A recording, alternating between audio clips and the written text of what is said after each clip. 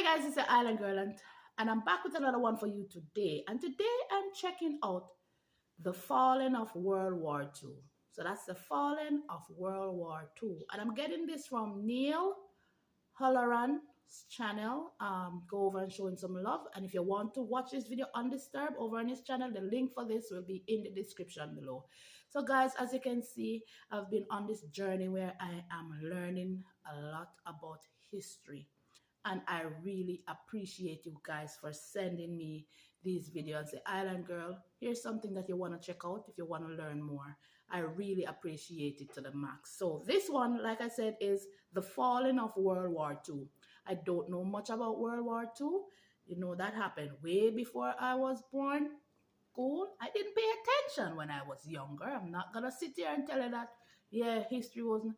But in the what was taught back then, I didn't really take the time out. But now, as I am older and I look around and hear things every now and then, I'm like, okay, I have never heard anything about that. Why it seemed like I was under a rock, and I will not apologize that I did not know. I am learning now. And for those on my channel that are learning along with me, thank you for being here. For those who know these stuff and sending it my way, I appreciate you guys to the max. Now, to all my regular schmegglers, day one, sweetie pie, sweetie poos, come on in, rap back, put a smile on your face. As always, to those who are new here, come on in, rap back, and welcome to the Island family. So we're going to get into this video. Don't forget to give a like on this video so other people can learn as well. Not only that, if you haven't subscribed to the channel, go ahead and subscribe or check some more videos out and see if you want to subscribe to the channel. All right?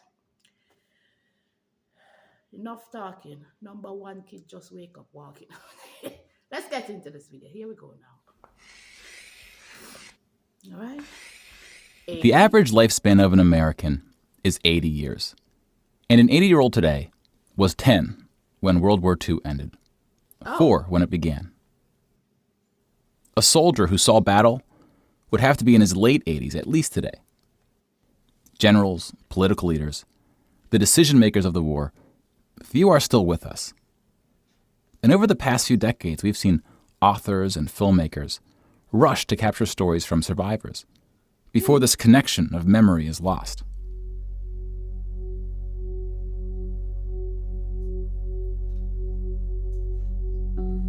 This project is not about individual war stories, and it's not about survivors. We're going to tally up the tens of millions of people whose lives were cut short by the war, and see how these numbers stack up to other wars in history, including trends in recent conflicts.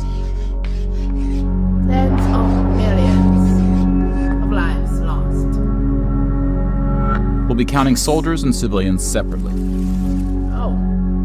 Each of these figures represents 1,000 people who died. Civilians were of all walks of life. Wow. Whereas military deaths were almost entirely men. The average age was about 23. In most battles, for every 1,000 soldiers killed, there are more than 1,000 who are injured. The word casualty can be confusing because in military speak, it often includes both deaths and injuries, and anything else that takes a soldier out of service. Here, we're just counting the deaths, and we'll begin with American soldiers.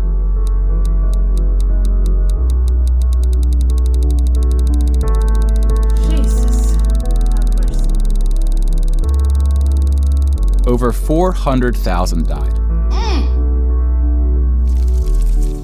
Most of the deaths occurred in the European theater, fighting the Nazis. And about a quarter were in the Pacific, fighting the Japanese. When you put them on the timeline, you see that casualties were the heaviest at the end of the war. The war began on September 1st, 1939. But the US wasn't willing to join the fight until Pearl Harbor, 2 years in.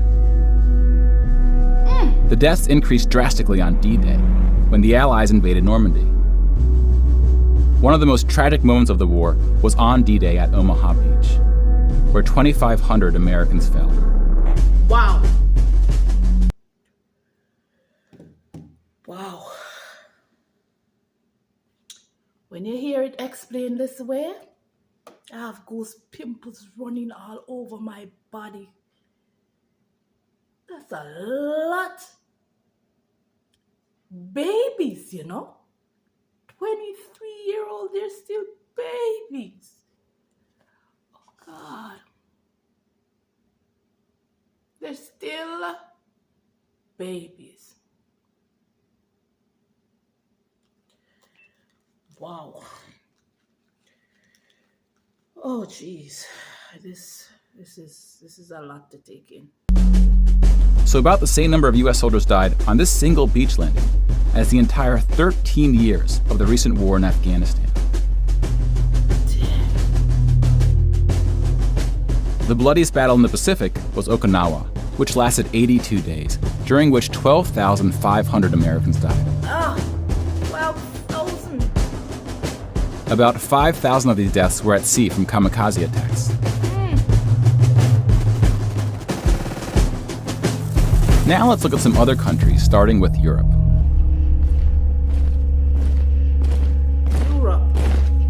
Germany started World War II when it invaded Poland. Poland ultimately lost 200,000 soldiers in the war. Most died after the invasion while the country was occupied by Germany and the Soviet Union. Germany, meanwhile, lost just 16,000 in the invasion of Poland. The Nazis went on to invade and conquer other countries, including Denmark, Belgium, the Netherlands, France, Greece, and Yugoslavia. France surrendered, but after losing 92,000 soldiers in the Battle of France. 92? Over 200,000 ultimately fell, which includes deaths in POW camps, French colonies, and other fighting. Yugoslavia suffered almost 500,000 military deaths.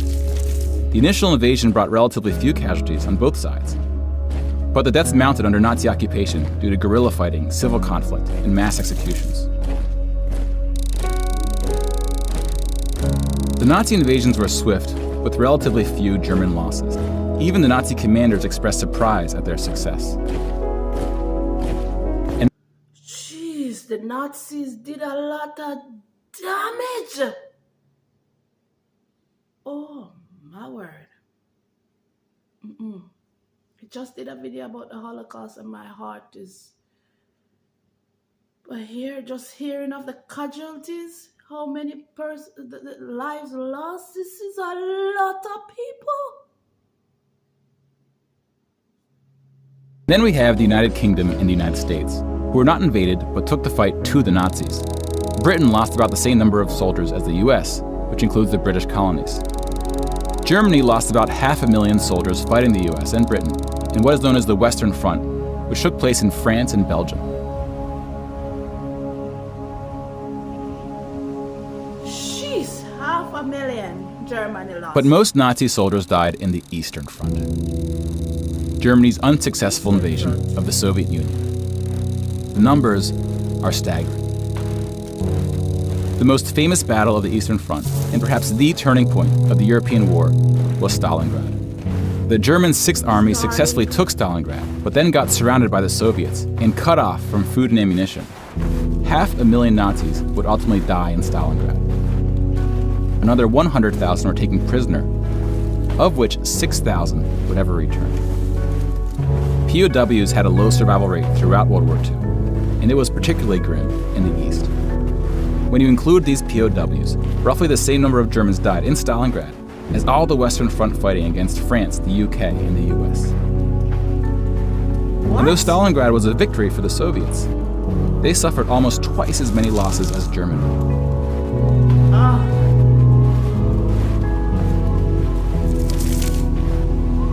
The Soviet Union would eventually defeat the once unstoppable German army, killing 2.3 million Nazi soldiers. 2.3 million Nazi soldiers were... But winning the war came at a cost. And how much did they lose? Please. Oh, look at this. Ooh.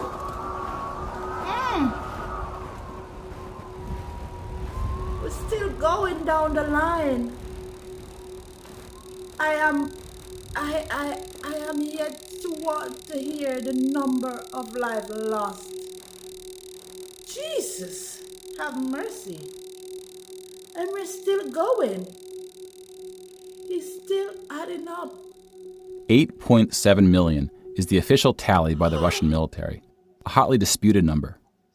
Some studies have calculated as many as 14 million dead.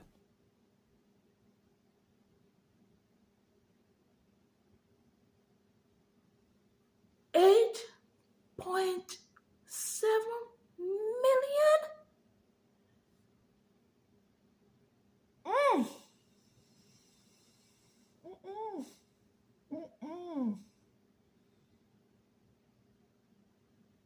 Honestly, guys, this is a lot.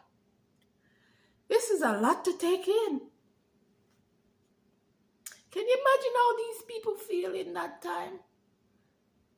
You're there with your kids, your family, and then all of a sudden destruction stuff. All of a sudden destruction hit. You're living there in the peaceful, you don't know what happened. All of a sudden it's chaos. Utmost chaos, and there's nothing you can do about it. It's one place wreaking havoc from left to right. My God. Oh, let's continue. To complete the count of European military deaths, we need to add German deaths from other fronts, including the North and Africa, as well as deaths from other Axis powers allied with the Nazis: Hungary, Romania, and Italy. When you put these European military deaths on the timeline, it looks like this. You can now interact with the chart to learn more. Pause the narration if you would like more time.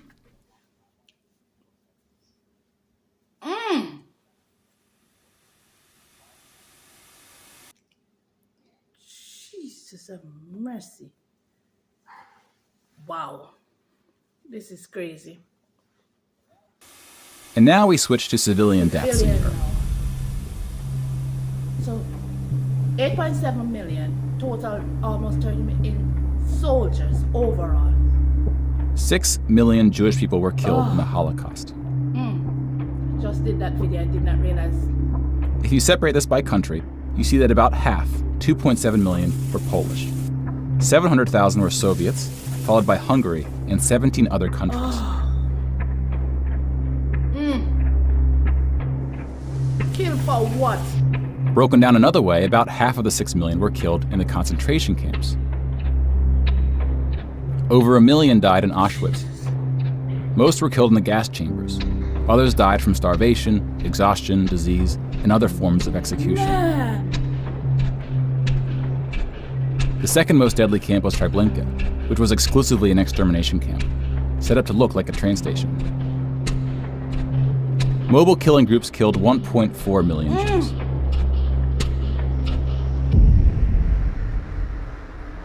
Like with the gas chambers, men were killed first to reduce the risk of revolt.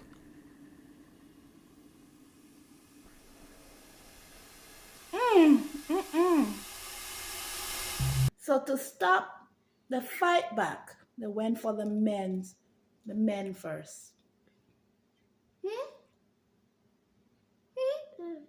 These people that has nothing to do with you.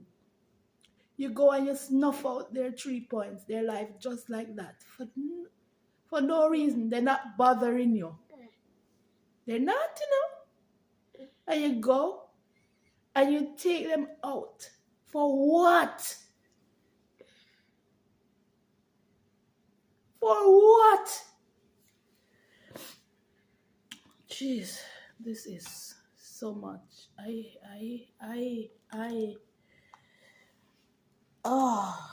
Let's continue. No, sir. No.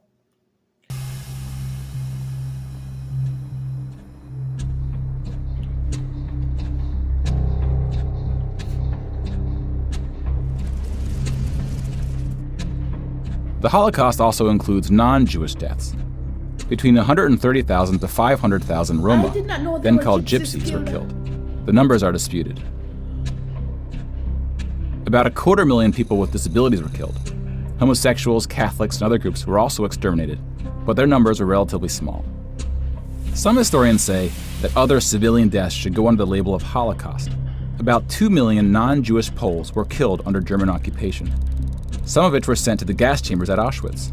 When you combine civilian and military deaths, over 16% of the total Polish population died in World War II, which is the highest percentage of any country. But not the highest in total death count. The Soviet Union again tops that list, losing at least as many civilians as it did soldiers, somewhere between 10 and 20 million. A particularly dark moment for the Soviet Union was the siege of Leningrad, now St. Petersburg. German forces surrounded Leningrad before civilians could be evacuated. Supplies, including food, were cut off for 2.5 years. 1.5 million people died as a result, mostly from starvation, mostly civilians. Stalin's cruelty towards his own people is partly responsible for these numbers. He often didn't allow civilians to evacuate from cities, thinking it would cause the soldiers protecting them to fight harder. About 1 million Soviets died in Stalin's own labor camps, called the Gulag. Just about every country suffered civilian losses, especially countries who were invaded. While many died as a result of so-called collateral damage, the biggest numbers occurred when it was no accident. Civilians were exterminated, purposely fired upon or bombed, used as human shields, or intentionally deprived of food. The intentional killing of civilians was done by most warring parties, including the United Kingdom and the United States. The United Kingdom was spared of a land invasion, but still lost 60,000 civilians, largely from German air raids or blitzes, often directed at civilian population centers. The UK did the same to German cities at a much greater magnitude, causing about 10 times the number of deaths. But most German civilian deaths came from the ground at the late stage of the war. When the Nazi regime collapsed, civilians living in occupied regions had to desperately flee from the advancing Soviet army. Rapes were widespread, and death estimates ranged from 600,000 to 3 million.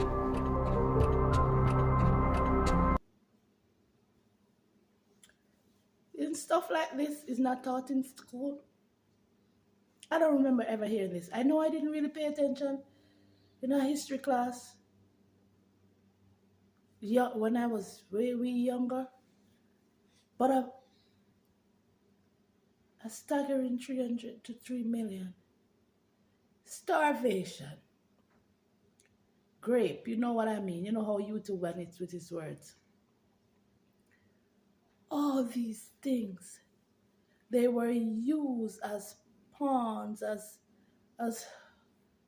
people's lives were just used. Okay, this is what we're doing. So many casualties. Wow, I'm in disbelief. I'm shocked. I'm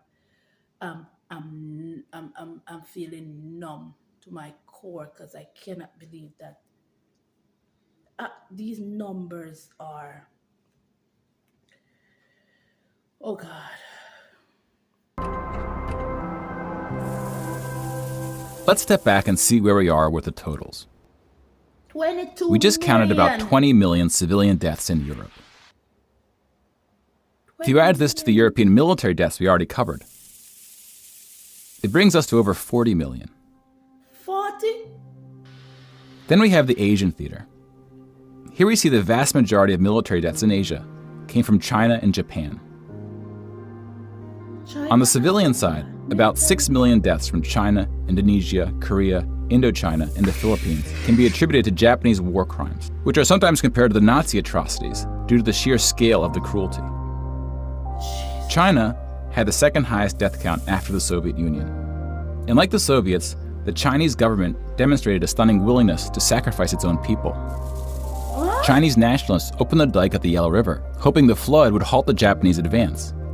500,000 Chinese civilians or more were killed, which is 2 or 3 times the number who died in all countries in the 2004 Asian tsunamis. But the invasion of China only cost Japan 200,000 soldiers. Most were killed fighting the US and allies in the Pacific War. A significant portion of Japanese civilian deaths were caused by American firebombing and the 2 nuclear attacks. Contrary to official US statements, these airstrikes were directed at civilian populations, not military targets. When you add all the deaths outside of Europe, it brings us to a grand total of 70 million for the war, give or take depending on who's counting, and what civilian deaths get included. Outside More of people Europe, died in World War 70 II million. than in any other war in history. For comparison, here are 20 or so of the very worst wars and atrocities we have on record. Some of these are more of atrocities than wars, but we've seen how that distinction can get blurry. Some of these spanned across centuries. World War II had the highest body count, and it all happened in just 6 years. 6 years? The world's population has grown significantly since the earliest atrocities on this list. If you want to compare them in terms of what percentage of the world died, we can adjust the chart to look like this. This rough approximation tells us there may have been more devastating wars before World War II, proportionally speaking. I see what he's saying. But Jesus. Over 70 million killed in 6 When we turn to post-war conflicts, it's hard to say anything that isn't controversial. But the data shows something quite extraordinary has been happening. And what is that? In 1989, John Gaddis coined the phrase the long peace to identify the absence of conflict between the nuclear powers during the Cold War. Okay. 25 years later, the Cold War is over, and the term is still being used, although its meaning may have shifted. Okay, long to European countries have not fought each other, except for this 10-day war in 1956 when the Soviet Union invaded Hungary. When we look at European wars before World War II, it looks like this. They tend to be more frequent as you go back, though smaller in scale. Oh, And the largest 44 economies of the world have not battled each other since World War II. Rich countries have fought poorer countries, like the US versus Iraq. But rich countries have not fought other rich countries. Such a period of peace between the so-called great powers hasn't been seen since the Roman Empire. interesting. To many, peace is too strong of a word. Wars have occurred since World War II, and they can be grouped into these 4 categories. We don't see colonial wars anymore. We've already noted that interstate wars between rich countries have not occurred at all. And here we see wars involving smaller economies have tapered off. That leaves civil wars of 2 types, with and without foreign intervention. Oh, And this is what these battle deaths look like alongside of World War II. More people died fighting in World War II than in all the wars since. And again, we can't forget about world population, which has almost tripled since World War II. If we scale these numbers to show deaths in proportion to world population, showing the likelihood that a person on Earth dies in battle, the downward trend becomes even more pronounced. Now, this isn't to infer anything about why this trend is occurring. That's a discussion for another day. You can now interact with this chart to explore what conflicts are behind the totals. Now, bear in mind, we're just looking at battle deaths here, not civilian deaths, but those too are in decline. Peace is a difficult thing to measure. It's a bit like counting the people who didn't die in wars that never happened. We give such importance to the word peace, but we don't tend to notice it when it occurs or report on it. Sometimes it takes reminding ourselves of how terrible war once was to see the peace that has been growing around us. Of course, this trend may not continue, and it's not clear how looking at these charts can help us make the right decisions to ensure that it does. But the longer the long peace grows, the more significant it becomes. So if watching the news doesn't make us feel hopeful about where things are heading, watching the numbers might. wow. Now, this is what you call a light bulb. Written and narrated by Neil. I don't know.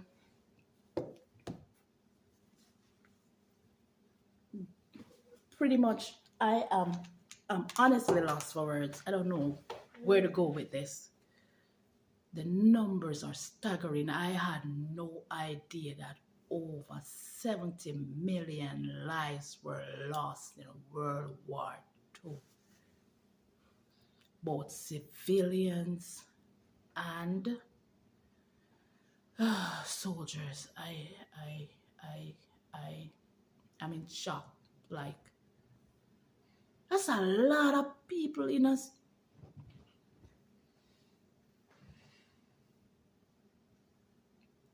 Can you imagine, man? Adding up all these numbers. Can you imagine the devastation? Can you imagine? I can't wrap my mind around it. I swear to you guys, I cannot wrap my mind around it. Like, you get up, you're living peaceful. And all of a sudden, here comes somebody saying, okay, I don't like you. We're wiping you out. They're wiping out the whole nation. For what? For what?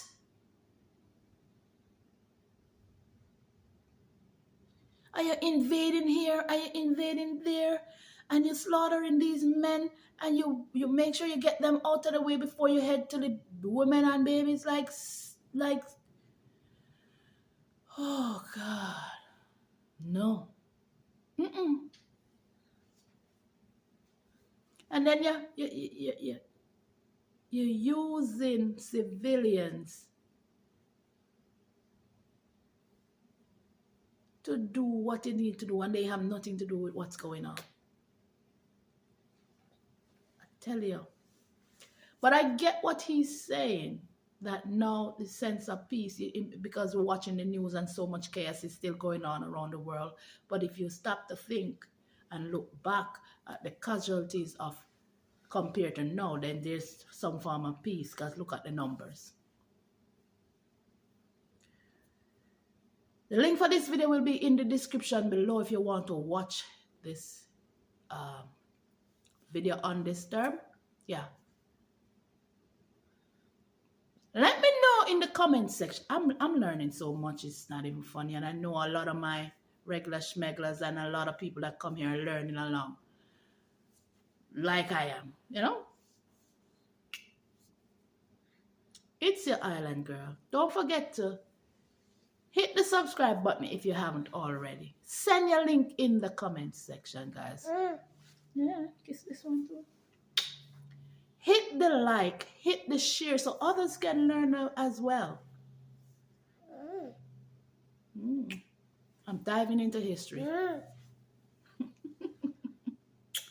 I love you guys. And I'll catch you guys in another one. All right? Bye. Satisfied? They can't see your hand. Raya down here nursing.